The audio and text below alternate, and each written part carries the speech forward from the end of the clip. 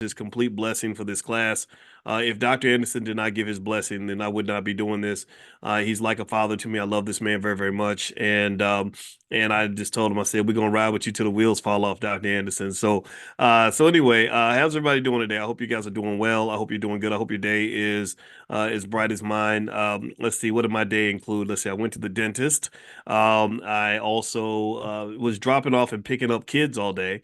That's kind of cool. And what else? My wife and I had our third wedding anniversary yesterday. So I was trying to make sure I didn't mess that up as a husband. You know, you got to make sure you on your P's and Q's and you get the right gifts and all that stuff. And also my wife's birthday is coming up. And let's see it. So this month it was like Mother's Day, birthday, anniversary. Two daughters had a birthday. And then the other one, the youngest, had her eighth grade graduation. So this has been a crazy week. This has been, or crazy month, actually. There was so much stuff going on, and it's all a blessing. And I'm super happy about all of it. You know, it's these once in a lifetime type things that you appreciate over time. And so this has been kind of a jiggy month for our family. And so thank you all for the well wishes. We appreciate that.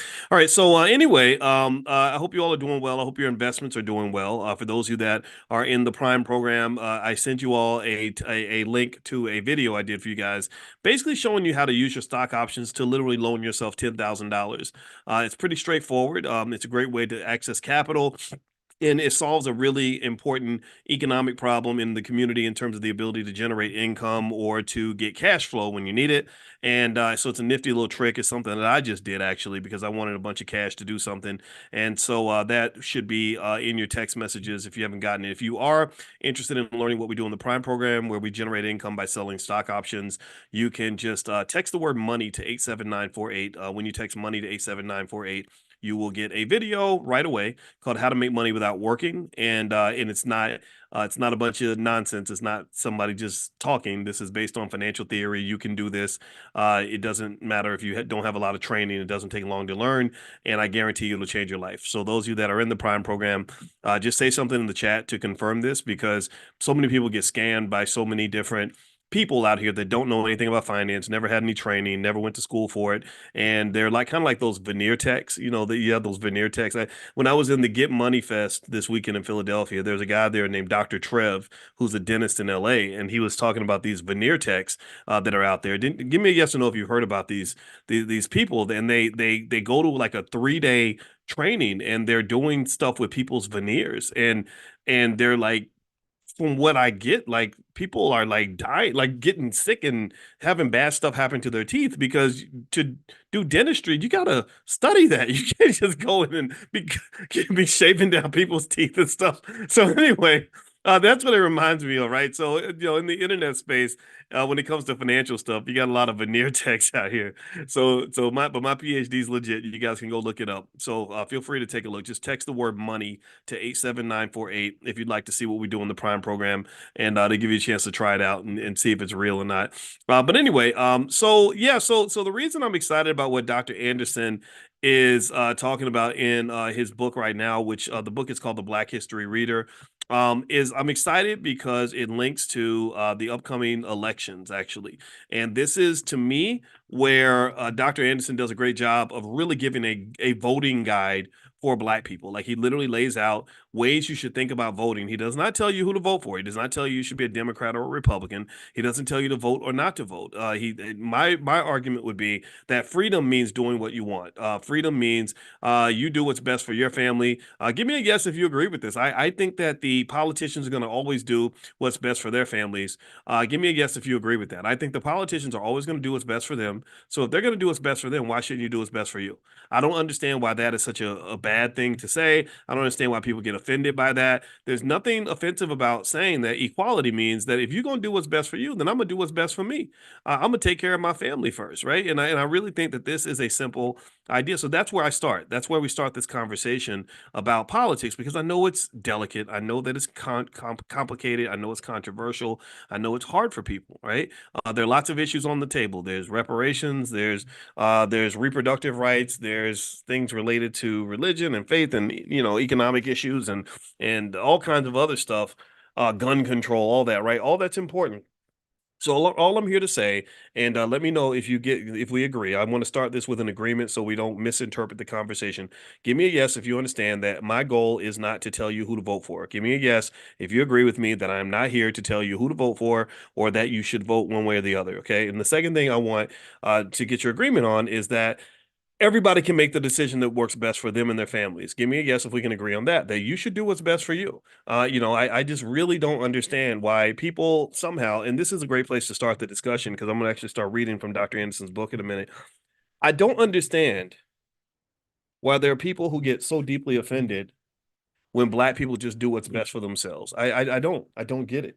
Why people get so mad? Like, well, we expect you to sacrifice for us. We expect you to give to everybody but yourselves. We expect you to take care of us before you take care of you. You tell me what group of people in America takes care of other people before they take care of themselves. Tell me. I'll wait. I'll wait. We'll be waiting all day because that's stupid. That's just silly. That's weird. It's weird.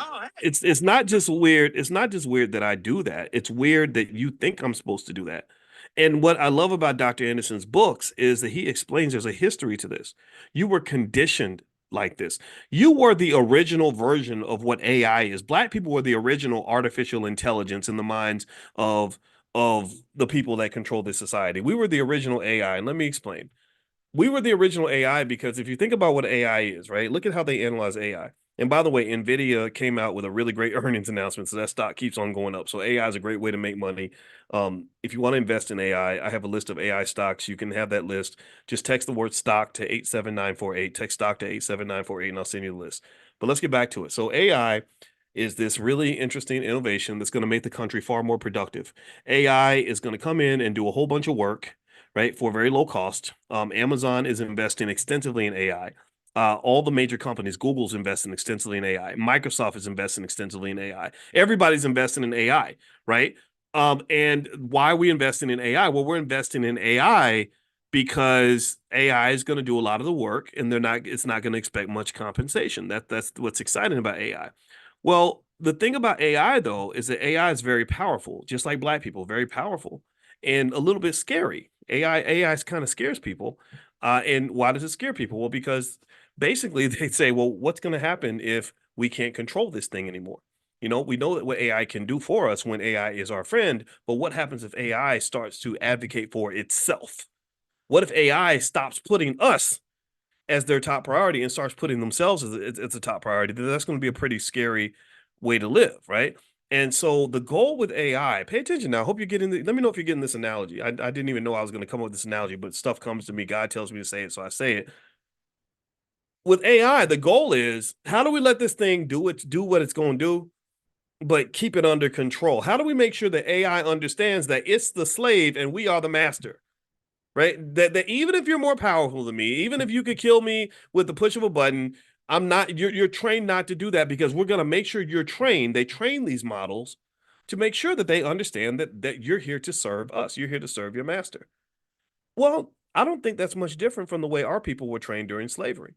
If you read Powernomics by Dr. Claude Anderson, if you read Black Labor, White Wealth by Dr. Claude Anderson, Black Labor, White Wealth, Black Labor, White Wealth, Black Labor, White Wealth, Black Labor, White Wealth.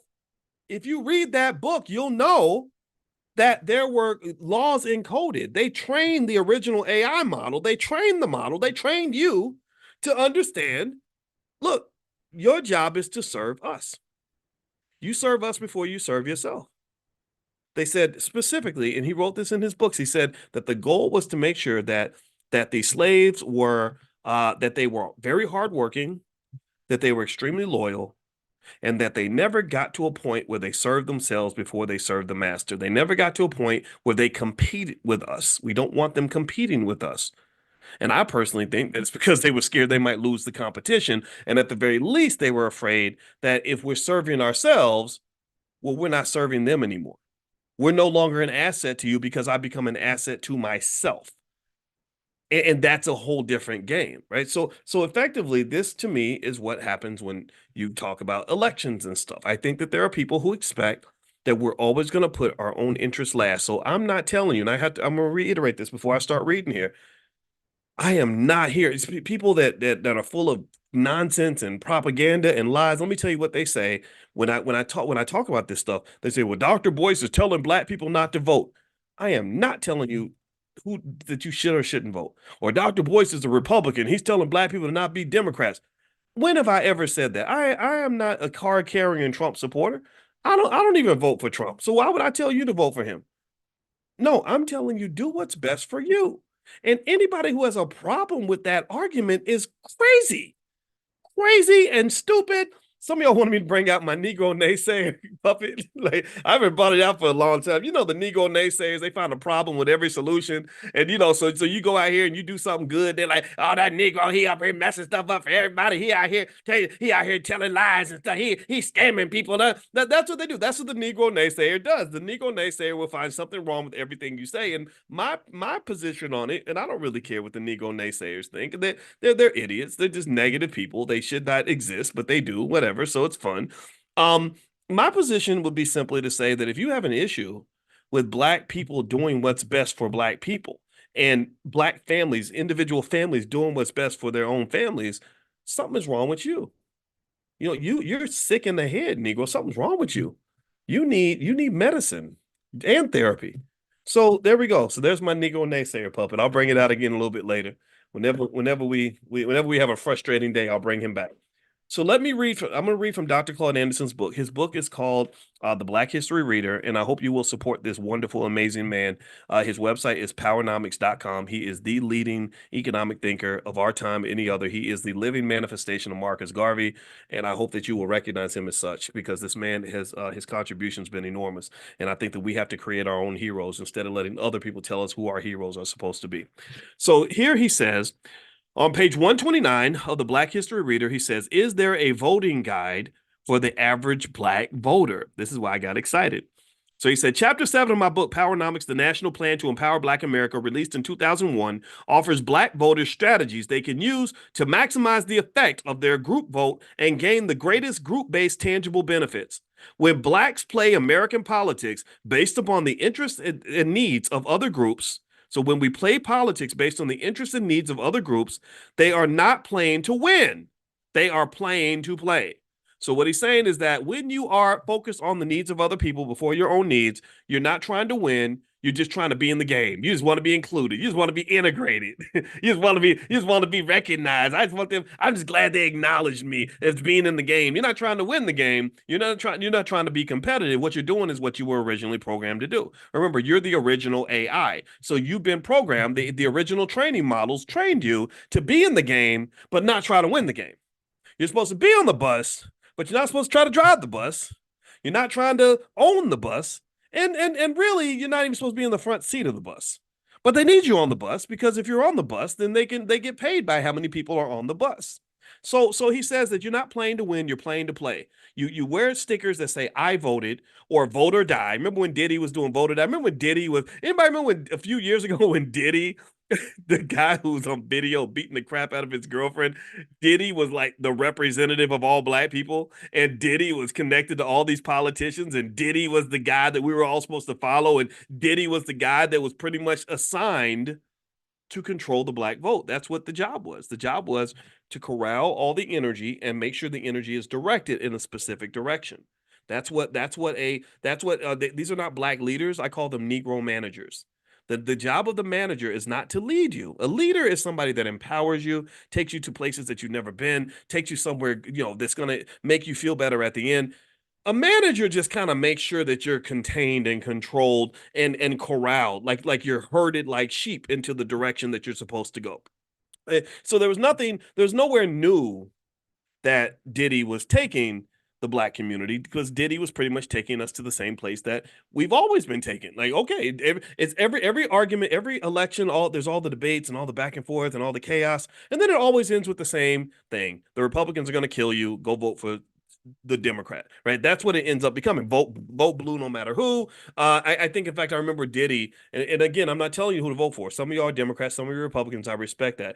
But I remember when he did a video where he said something like, if we don't get reparations, if we don't get this and get that, then we're gonna withhold the black vote. And I remember thinking, well, who told Who told Diddy that he gets to withhold the black vote? Who made him the king of black people? I'm trying to figure out who did this. Like he's a rapper that wears shiny suits. He can't even make a hit record. He hasn't even hit a hit record since Biggie was alive. Who made him? I'm supposed to what? You get the no, you can control Diddy's vote. You can't control mine. And so anyway, when he did that though, I remember thinking, okay, I kind of seen this before. So what happens is you radically take the lead of the movement. The movement's happening, the people are getting energized. So you say, yeah, yeah, yeah, let's go get them. So you take the lead because you're the rapper, because you've been programmed. Your AI has been programmed to worship the hip hop artist. That's by design. They've used money to do that and marketing to do that. So you follow behind, you say, yeah, Diddy, we're going to follow you. And then Diddy says, yeah, if you don't do this, we're going to take back the vote. But then what ultimately happens, and I knew this was going to occur, at some point, you have to settle people down and say, yeah, I know you're upset. I understand where you're coming from, but Trump is very dangerous and we got to make sure we keep Trump out of office. That has to be our top priority. Give me a yes if you saw this. Let me know if you've noticed that too. Every time, it always ends up with the same kind of argument. The Republicans are dangerous. Everybody make sure you vote for the so-and-so because that's the only way we can be safe. And I'm not saying that can't be true. I'm not saying that you shouldn't do what you want to do. What I am saying, though, is that the pattern is that fear is typically used to corral you to vibrate on a low frequency. You're vibrating on the fear vibration and not aspirational. You're not thinking about how voting and political participation can improve your life. You're not thinking about the vision that you have for the future. You're not thinking about bringing your families together, building your wealth, and creating a strong community. You're operating on survival. That's it. It's survival. And so your goal is my goal is not to go and do something great. My goal is to simply make sure that I vote or I'm going to die. Vote or die. Ah! Why would you even call something vote or die? Lord Jesus. I mean, must we constantly lean on trauma responses as a way to get our people to do things? Like, is that what it is? Do you constantly poke at the community that's been through so much trauma by simply reminding them that if you don't do what I say, you're going to die? That's not healthy. It's effective, but it ain't healthy, and it's not right. It's unethical. So anyway, let me keep reading here. Sorry. You tell me I'm a vote or die. I didn't vote and I didn't die. So kiss my black ass. All right, let me keep reading. Sorry, guys. All right, so here we go. Okay. So he says here that the 1870 Code of Conduct was the Maryland law that codified. This is the history. Pay attention now. There's history to this. And this is why I'm excited about Dr. Anderson, because there's history. Y'all don't know the history. They don't teach you this in school. He says the 1870 Code of Conduct was the Maryland law that codified the political behavior whites expected blacks to exhibit. What did I say? What did I say? Codified, programmed, code, computer code. You were codified to behave a certain way. So you're following your programming. That's what this is. So I hope we can have a conversation that's high level enough. Shout out to my friend 19 Keys. High level enough that we can break the programming. So he says that the 1870 Code of Conduct was the Maryland law that codified, there's that word code again, the political behavior whites expected blacks to exhibit. It described the rules of how blacks would play in the game of politics, but only play. Again, code, rules. Just like you program AI, that's how you program a person. Politics, however, is socioeconomic Darwinism, the survival of the fittest.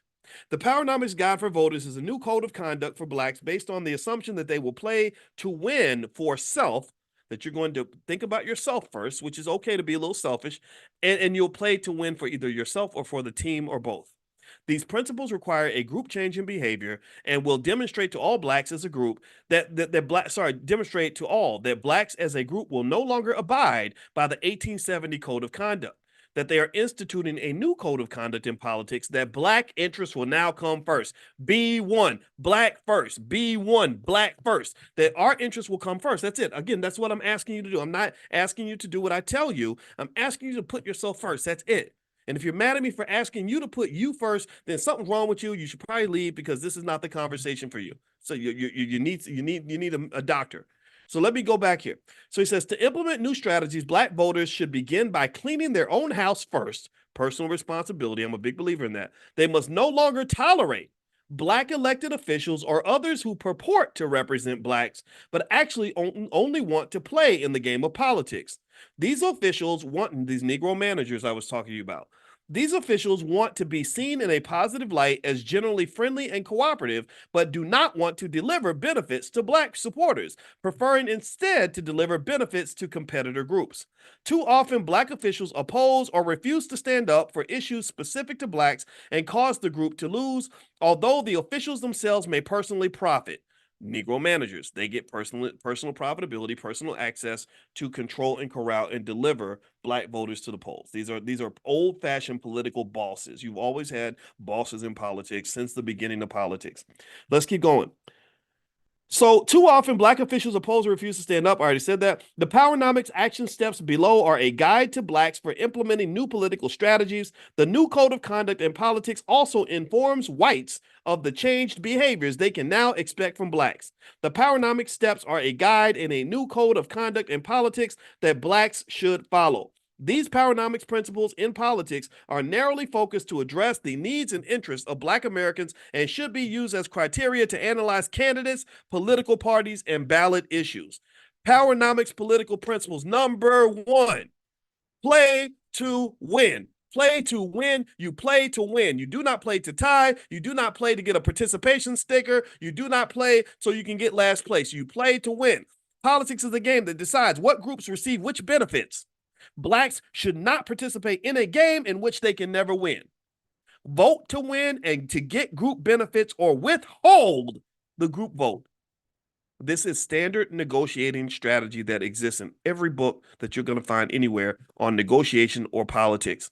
It pretty much says that you have to have, in order to negotiate properly, what is called a credible threat. A credible threat is a threat that you are willing to walk away from the table if you cannot get what you want. If you do not have a credible threat, then you will never win a negotiation. If you tell your boyfriend that you're going to leave one day and he knows that you ain't never going to leave because you'll tolerate anything, then he's never going to respect you. You're going to have to pack your bag, move to your mama's house, or start taking flowers from the man down the hall, your work husband, and before your man starts acting right and realizes that you might actually walk out on his trifling ass. So in general speaking, when you negotiate with a car dealer, you have to have a credible threat. If you do not give me the price I want on this car, guess what? There's 5 other dealers out there. I have options. We talk about options a lot, right? We talk about stock options, but life options are also valuable. I have options. I can go down to the Toyota dealership. I went to talk to the Mercedes guy. I talked to the person that's selling the Cadillacs. And if you don't do what you got to do on this price, it's totally okay. I'm completely indifferent as to whether or not you respond in the way that I want. I'm not going to whine about it. I'm just going to exercise my options. So the question politically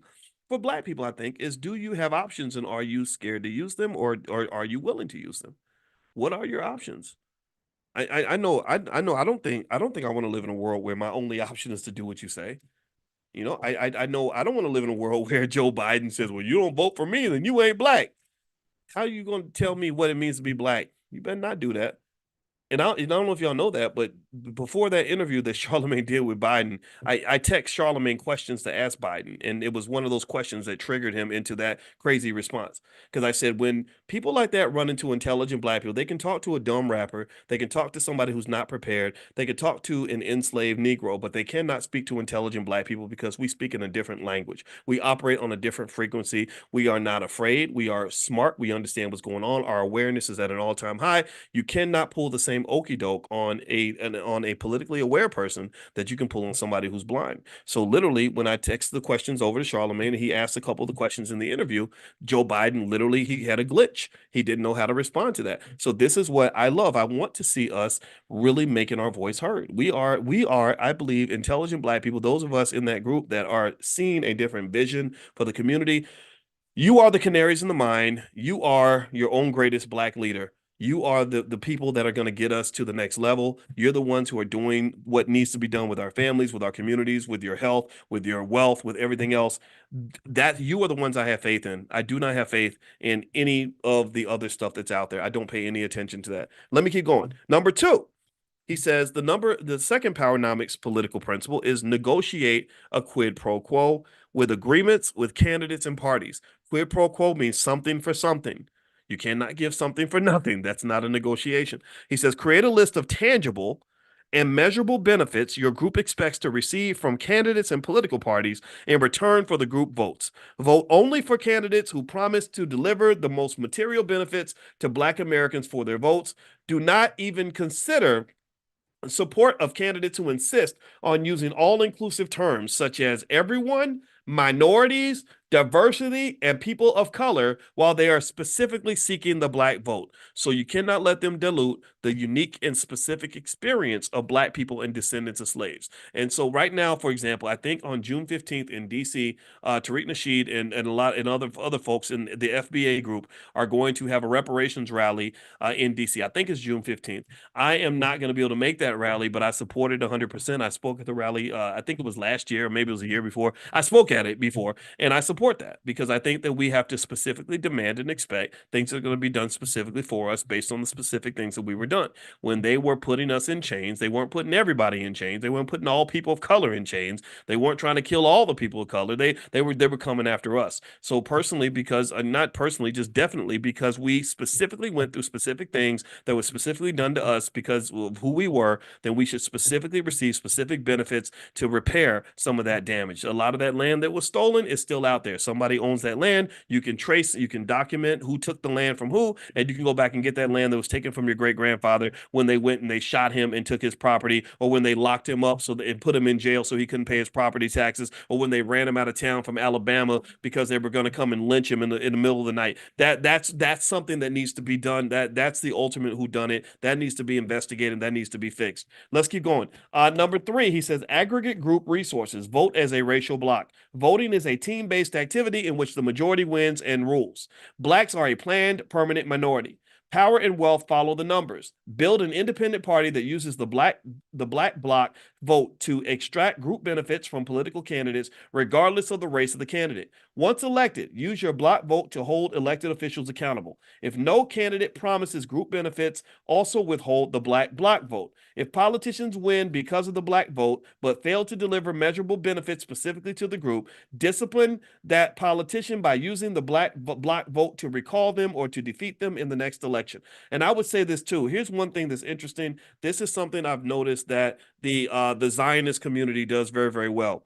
They use money as a way of voting by building their wealth and being so smart and doing the things that we do in the Black Business School by getting their kids ready economically to be economically strong. What happens is that because they've got so much wealth and economic power, they don't vote their candidates into office. They don't threaten to take away their votes because they don't have enough votes, but they do have enough dollars. And so what happens is that if you want to know, for example, why $100 billion was suddenly miraculously sent over to Israel and Ukraine, well, a big part of that is because if you look at the financial contributions of the senators in the U.S., 93 out of 100 senators get money from AIPAC. AIPAC is kind of the Jewish version of the NAACP. They kind of represent the interests of that particular community. So because of that, these candidates pretty much do what they're told. They don't deviate, no matter what. They'll never question what's happening over in Israel because they know where the money's coming from. There was a politician in Ohio who did not do what they were supposed to do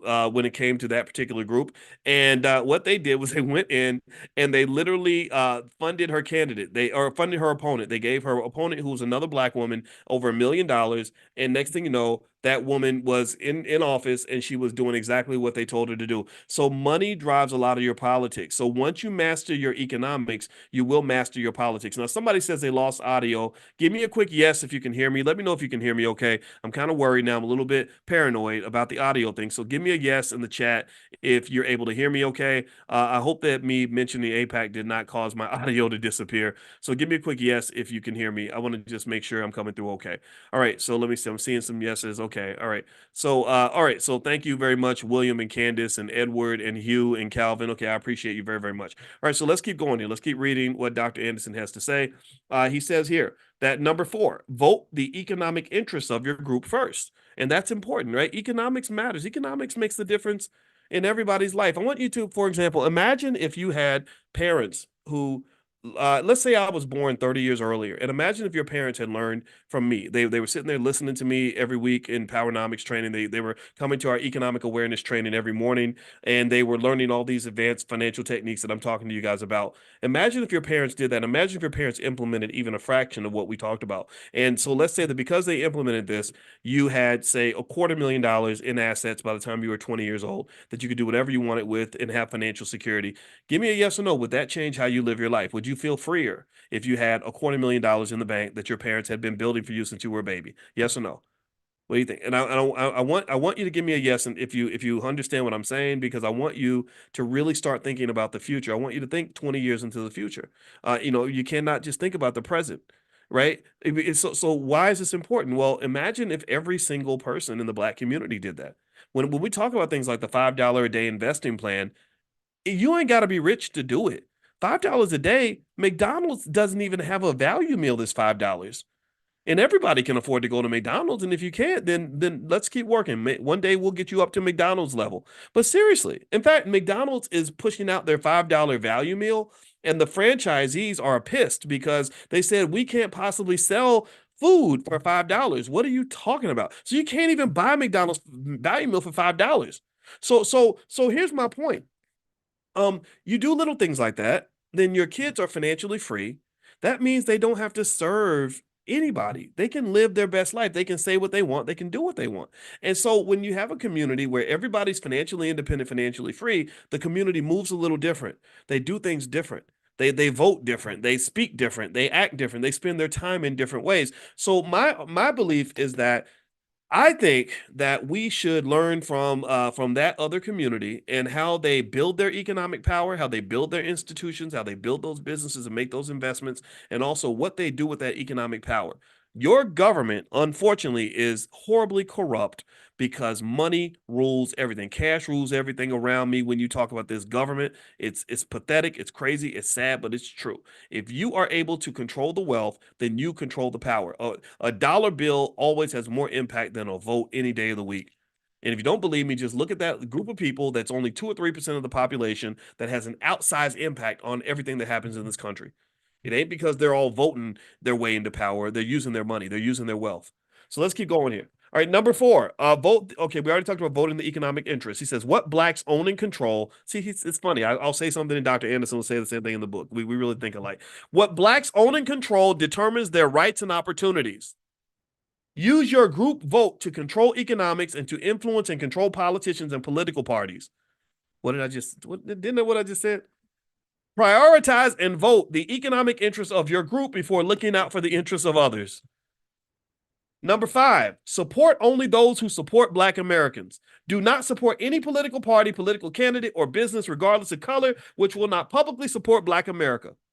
Demand explicit support. Under the new code of conduct in politics, it will no longer be acceptable to send Black politicians to office to look out for everyone. Candidates who get Black support must deliver. Inappropriate behavior or betrayal by Black elected officials or others will be unacceptable. Okay. The new code will also apply to corporations and ethnic businesses established in Black neighborhoods. Blacks must require those businesses to marshal their political resources to help eradicate the systemic problems of housing, unemployment, a lack of top quality schools, and poor food. It will no longer be politically acceptable for these businesses to extract money out of Black neighborhoods without making a substantial contribution to the well-being of the Black consumer.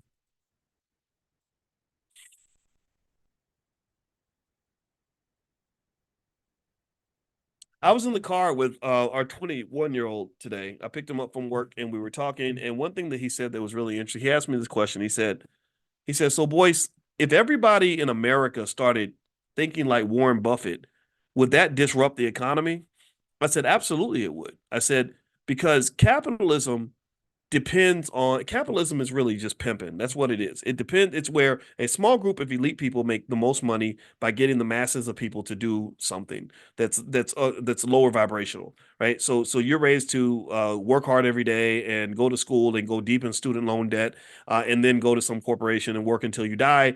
and then that builds wealth for the people that are at the top of the food chain. It's like a big with MLM. That's kind of what it's like, a big Ponzi scheme to some extent, right? It really is. So all these conspiracy theories you hear, a lot of them are true. And one of the things that it leans on is this collective lack of consciousness when it comes to money and economics. And so when he asked me, he said, if everybody started thinking like Warren Buffett, would that be bad for the economy? I said, absolutely yes, because if everybody started thinking like Warren Buffett and thinking like owners and investors, then who's going to do all the work? Who are going to be the workers? Who are going to be the spenders? Who are going to be the renters? Who are going to be the borrowers? Warren Buffett does not go borrow money. Warren Buffett has $168 billion in cash because he doesn't do things like that. So effectively, if you look at America, and what drives America? What do you see? You see student loan debts at an all-time high, auto loan debts at an all-time high, credit card debts at an all-time high, right? All these debt levels are higher than they've ever been before. National debts at an all-time high. And generally speaking, what occurs is that the reason the economy is doing so well is because all this wealth is sort of being sucked up like a vacuum cleaner from all the people that are going to work every day, paying debt and buying consumer products. The same thing can be said about the Black community. And that we've talked about this before in terms of why you were integrated into America. You were integrated into America for mostly economic reasons, the same reasons that they're integrating so many immigrants across the border right now. They're not bringing people from the south of the border so they can come here and own companies and build wealth. They're bringing them here so they can work, so they can, because we need workers on the farm, we need workers in the restaurant, we need workers on the construction site. That's why they're doing that, right? So they can keep the wages low and have a great supply of workers. So with the Black community, one thing that does happen when other people put businesses in Black neighborhoods is they're leaning on a fundamental lack of economic consciousness or a low level of economic awareness for people in that community, so that when that person from another country comes in and sets up a convenience store in your neighborhood, you're not thinking, wait, why you have a convenience store here? I want to build one. You're not thinking that. You're not thinking, well, wait, your grocery store shouldn't be here because we're building a grocery store. Instead, because your awareness is at a consumer level, you're thinking, thank you for building a grocery store because now I can go buy groceries. Do you understand? And what effectively happens is that if you take your Black butt and you go to the Cuban community and you try to build a grocery store, they're going to run you out of town. They're going to beat you up, maybe kill you or whatever. Somebody's going to shake you down, take all your stuff, because their economic awareness is at a level where they're thinking, no, no, no, we want to run the grocery store because we understand what it means to be in the driver's seat of an economic transaction. We're not just happy to be the consumer. And one piece of evidence that our economic awareness has historically been low is just going back to the civil rights movement, where we are trained in school to honor and be excited about images of intelligent young Black people getting their heads bashed in just for the opportunity to go buy ice cream at a white man's store. Right. And that to me is something that really is indicative or reflective of that economic awareness issue that we have to address. So what he's really referring to, Dr. Anderson, when he talks about people coming to your neighborhood and taking money out of the neighborhood, have to give something back to the neighborhood. That's as fundamental as you can get. That's economics 101. There's nothing complicated about that. That's not high level mathematics. It just basically says that when someone's taking from you, they're supposed to give something back, which goes back to basic powernomics concepts of quid pro quo and reciprocity. And so a true loving relationship is one where there's reciprocity. I love you, you love me. I give to you, you give to me. An abusive relationship is one that lacks reciprocity. That's where you give to me, I continue to drain you. You're the giver, I'm the taker, and that's the equilibrium we establish, and that's not healthy for you because eventually I'm going to take so much that I'm going to just drain you. Do you understand? So what I would say to you is we have to avoid these abusive relationships, because people with low self-esteem, communities with low self-esteem tend to be hit the hardest with abusive relationships because you accept the status quo as it is. And so those of you that actually have the self-esteem to say, no, no, no, if I'm giving something to you, I expect something back. There's nothing wrong with that. You're going to get a lot of people that get mad at you, right? People that don't understand what's going on. Like we mentioned the Negro naysayers. The Negro naysayers are used to the status quo. So they're going to get mad at you, but that's okay because there's nothing illogical about you saying, I'm going to do what's best for me and my family. I need to get something out of the deal. All right, so let me keep reading here.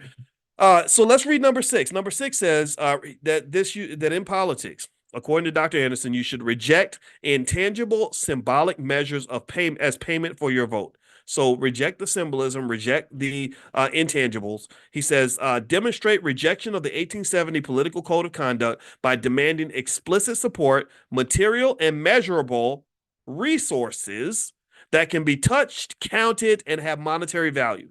So that means Nancy Pelosi wearing the dashiki does not count. That means that people telling you the Black Lives Matter does not count. That means that somebody putting up a post on Instagram saying "Thank you, Black women, for getting me elected again." That doesn't count. That's symbolism. That's fine, but that's symbolism. That means somebody naming a street after a Black person. That does not count. A new basketball court in the neighborhood, that doesn't really count much. Really, what does count are things that are tangible, things that are real. So he says, do not accept implicit, unspoken, assumed, or symbolic support. If the Black vote puts a politician in office, do not accept a basketball court. That's crazy. I literally did not know he was going to say basketball court. I literally said that. Didn't I just say basketball court? Okay. Do not accept a basketball court, a street, or a building named after a Black person as adequate reward. Man, wow. The more I read his books, the more I think we're on the same frequency because I didn't know he's going to say all that. If the quid pro quo political benefit cannot be measured or deposited in the bank, it is unacceptable as an exchange for your vote. The 1870 Political Code of Conduct defined the behavior of Black elected officials and unfortunately still guides the behavior of them even today. The code conditioned the politicians, but it also conditioned Black voters and taught them to not vote for their own interests in politics. It conditioned whites to expect that Black voters would not speak for or even name their own group or articulate the needs of the group. It is unconscionable that today in 2017, which was years ago, of course, but it's pretty close, Black behavior required by the old code of conduct.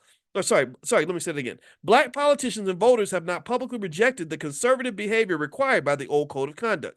Powernomics principles, however, guide Blacks to disavow the 1870 code of conduct, to speak and vote in a way that benefits their group, and to hold accountable all those who benefit from Black political action. Blacks should use their vote to elect people who will take positive action for their specific group and to impose consequences on those who do not.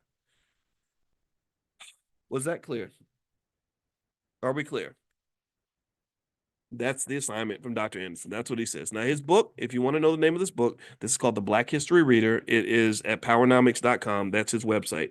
Also, just a quick reminder, don't forget, guys, that we get together every year at the All Black National Convention that's going to be in Chicago this year, Lombard, Illinois in particular, which is right outside Chicago. We are now accepting applications for speakers. We are going to start let's see, the convention is the 25th through the 27th.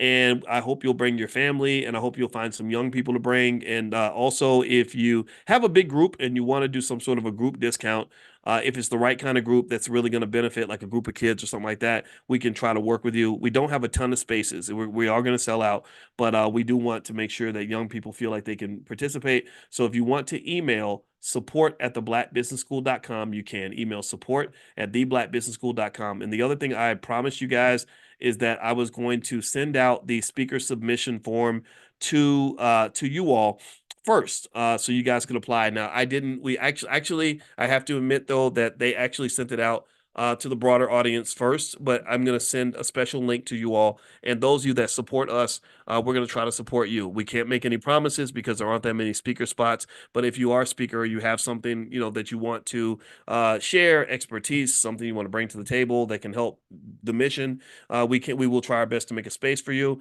And then also, of course, if you want to be a sponsor, if the relationship works, if it's appropriate, then we would love to have sponsors for the convention because we can't take money from everybody. We can't take money from corporations, or we can't take money from government.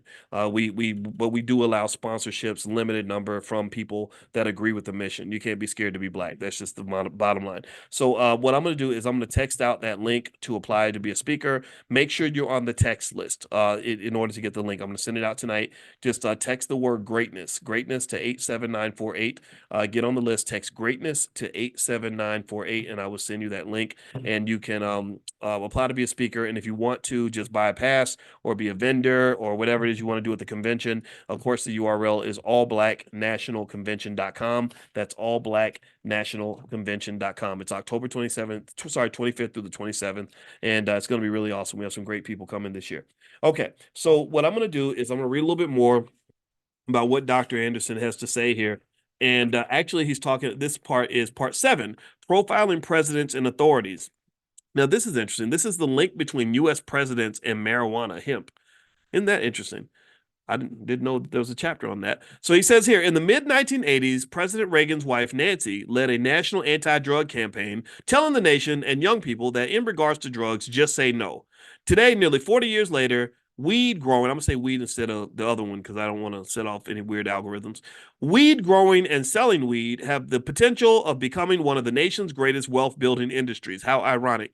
Since President Reagan and Nancy Reagan departed from the White House, many popular entertainers and athletes have admitted their recreational use of weed, and an increasing number of states have legalized its use and possession. Within the last 25 years, even 3 American presidents contributed to the growing public acceptance of weed by admitting their use of it. Bill Clinton made his public admission in the 90s. Barack Obama surprised many people when he confessed in his autobiography and on national television that he had smoked. In January 2015, Jeb Bush, ex-governor of Florida and brother of ex-president George Bush, began to clear away personal debris as he prepared to run for the presidency, telling reporters for the Boston Globe newspaper that he had smoked. The public may be accustomed to hearing about entertainers and weed, but they ought not be surprised that U.S. presidents and other public officials have a relationship with weed. There is a long history between the two. The only thing that is new is high-level government officials publicly admitting their involvement with this particular drug. Weed played a central role in the lives of not only modern U.S. presidents and other public officials, but the nation's founding fathers and other prominent historical figures who were also involved with the hemp plant and other drugs. For centuries, the hemp plant was a basic raw material used in numerous industries to produce a variety of consumer products. It was prominently grown, especially on southern plantations, and used recreationally and medically as well. Large slavery plantations grew weed for consumer items for use on the plantations. As examples, George Washington, Thomas Jefferson, Ben Franklin, who owned hundreds of slaves, were large hemp plant growers and reputed smokers. Even President Abraham Lincoln allegedly smoked weed recreationally as well as a painkiller. The marijuana, I kept trying to not say that word. Now, whatever. All right. So the weed hemp plant was legal tender and even used to pay taxes in colonial society until the mid 1800s. Fiber from the hemp plant were used to make ropes, canvas, twine, string, paper, and clothes for black slaves. Various pharmaceutical companies used the liquid to produce medicines. According to the U.S. Census in 1850, there were 8,327 weed plantations. That's a lot. And by 1883, weed smoking parlors were legally open in major urban cities. New York City alone had over 500 smoking parlors. By the late 1800s, weed and hemp were so popular, cities and towns were named after them. There was Hempstead, Long Island, Hempstead County, Arkansas. Sorry, that was in Arkansas. Hempstead, Texas, Hemp Hill, North Carolina, Hempfield, Pennsylvania, and many other towns and streets bearing the name. Who knew that? Although blacks were never the major producers or commercial users of the hemp plant when it was legal, they were stigmatized by the possession and use of the plant after it became illegal. Instead of blaming white owners of large farms that produced the plant, blacks were blamed for the increased use of weed between 1910 and 1930. Public officials in New Orleans charged that weed smoking was making blacks think they were as good as white men. Who knew that? Did anybody else learn this stuff in school? Some members of the white overclass believed weed was to blame for the assertiveness of black activists and the loud laughter of blacks when whites gave them orders. By the time Presidents Bill Clinton and Barack Obama confessed to their weed smoking, it had gained acceptability and was nearly politically correct. With rising acceptability, like the phoenix, weed production and use will rise again and become the biggest wealth producer of the 21st century. A number of states and federal institutions began issuing licenses for legally growing weed beginning in 2013. However, in all likelihood, just as in previous centuries, blacks will wind up being consumers of the product rather than producers and will most likely not be the beneficiaries of the wealth that it generates.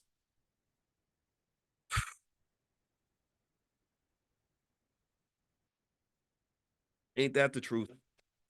You know how hard it is to get a license if you're black? It's really hard. And it's crazy because we were the first ones they sent to jail over this stuff. And I didn't know the history was that deep, but remember, everything has a history. And I think it's important to understand where all this came from. One thing that I can do for you guys now that I'm thinking about it is I text out lists of stocks that you can invest in so you can benefit financially from certain things that are happening in the economy. So what I'm going to do is I'm going to make a list of weed stocks that you can invest in, and I will text this out to you. I have a list, I have a place where I send stock stuff. So if you're interested in this, text the word stock to 87948, text stock to 87948, and I will make a list of weed stocks. I'm gonna do all this right after we get done tonight. So get on the list and I'll send it out. I'll schedule it for tomorrow, but I'll put it together tonight. So I want to make the list of weed stocks, and also I want to I want to send out the speaker link. So you guys that are supporting us, we'll support you first. And so there we go. All right. So again, I'm not here just to complain about a problem. I'd rather solve it. So one way to deal with things like the emerging cannabis industry and the emerging industry of AI is to invest in these things. And because I talk extensively to you guys about stock market investing, I think that that is an opportunity that's there. I do believe that weed as an industry is going to get stronger over time. Once Joe Biden is no longer in office, even if Kamala takes over for him or whatever they decide to do in the Democratic Party, I believe that there will be more steps toward legalization, which is going to lead to massive jumps in the price of the stock. It's already started to happen a little bit because I think that they changed the classification of the drug or something like that.